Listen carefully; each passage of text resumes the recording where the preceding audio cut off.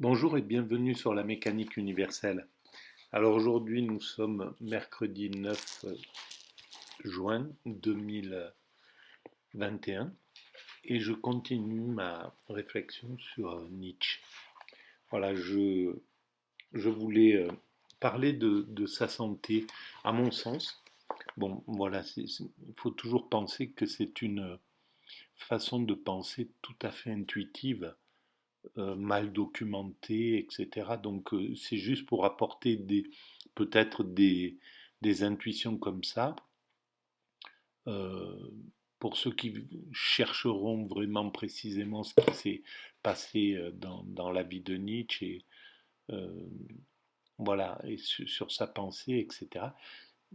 Il faut bien prendre cette réflexion comme elle est, c'est-à-dire euh, superficielle malgré tout.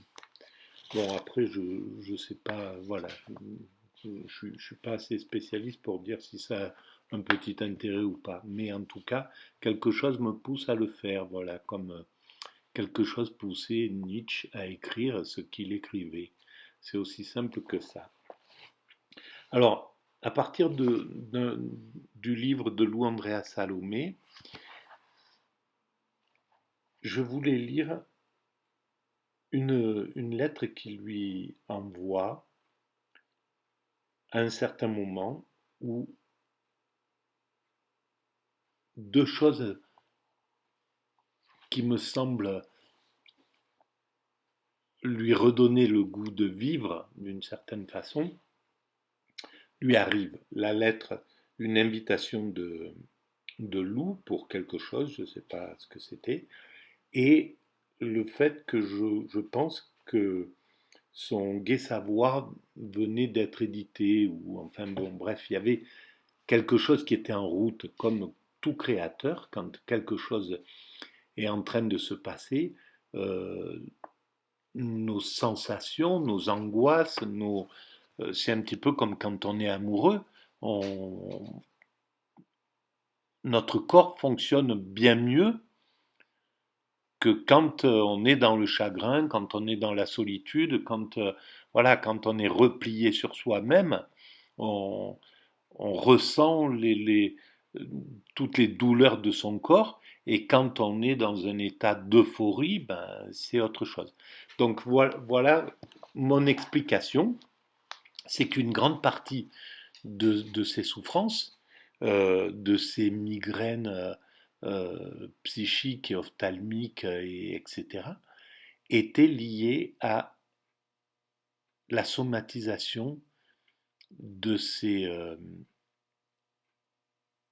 de ces frustrations, des moments qui ont été beaucoup plus intenses que les moments de réussite, les moments d'échec, d'isolement, où il était mal compris, mal perçu, où il était abandonné. Lou Andrea Salomé, à un moment, juste après, et puis Paul Ray, tout ça, l'ont abandonné, ses amis, etc. Sans doute parce qu'il était assez insupportable. Je l'ai, je l'ai dit dans une vidéo, j'ai essayé de l'expliquer dans une vidéo précédente. Voilà. Alors, ma chère amie, voici que le ciel est clair au-dessus de moi. Hier après-midi, on aurait dit que c'était mon anniversaire. Vous m'avez envoyé votre acceptation, le plus beau présent que l'on pouvait me faire en ce moment. Ma sœur m'a envoyé des chemises et Todner les trois premiers placards du Gai Savoir.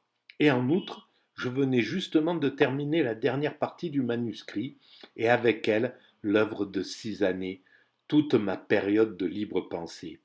Oh, quelle année! Voilà, il est très heureux, quoi.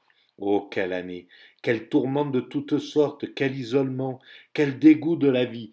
C'est ce qu'il a vécu dans cette année, mais là, avec la lettre de Lou Andrea Salomé, très certainement aussi, ça change tout. Et contre tout cela, en quelque sorte, contre la vie et la mort, j'ai broyé ma médecine, mes propres pensées avec leurs petites bandes de ciel limpide au-dessus d'elle. Voilà. il y avait quand même quelque chose qui l'a maintenu hors de l'eau. Oh, cher ami, chaque fois que j'y pense, je suis bouleversé et ému. Je ne sais pas comment cela a pu réussir. Je fus rempli tout entier par la pitié de moi-même et par le sentiment de la victoire. Voilà, la pitié de lui-même et le sentiment de la victoire. Donc il a pu avoir de la peine pour lui, donc sortir du mal, de la sensation de mal, pour se faire du bien un peu avec ce sentiment d'avoir de la peine pour soi dans ces moments-là.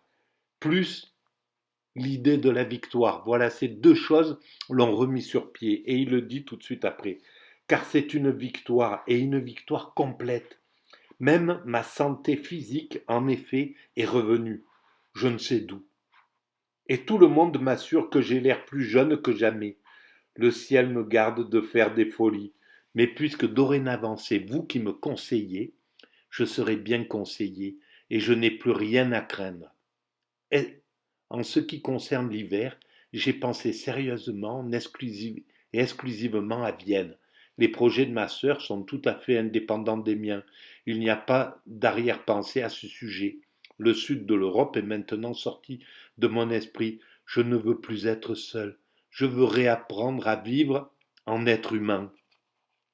Ah, pour ce pensum-là, j'ai encore presque tout à apprendre. Et il compte sur Lou très certainement. Recevez mes remerciements, cher ami. Tout ira bien comme vous l'avez dit. Meilleures amitiés à notre Ré. Voilà. Donc, c'est, ça change tout des plaintes constantes de Nietzsche quand il n'a pas ses gratifications. Euh, et c'est la plupart du temps où il les a pas, ces gratifications. Donc, c'est vraiment légitime d'une certaine façon qu'il se sente aussi mal. Et que ça influe sur son corps parce que sa pensée était énormément présente, lourde, et donc d'autant ses sensations, ses douleurs étaient plus fortes que quelqu'un d'ordinaire qui vivrait un passage de solitude ou quoi que ce soit. D'autant que c'est un hypersensible, etc. Voilà. Et en plus, un, quelqu'un qui était à l'opposé. Alors ça, tiens, ça fera partie de la prochaine vidéo. À l'opposé du narcissique, du pervers narcissique, justement. Et je viens de le comprendre là, à l'instant, là. Voilà pourquoi. On ne peut pas le classer dans cette position-là. Mais malheureusement, dans ceux qui les vénèrent, parce qu'ils ne supportent pas la douleur de sa sensibilité. Voilà, je reviendrai là-dessus. Merci de votre écoute, à bientôt.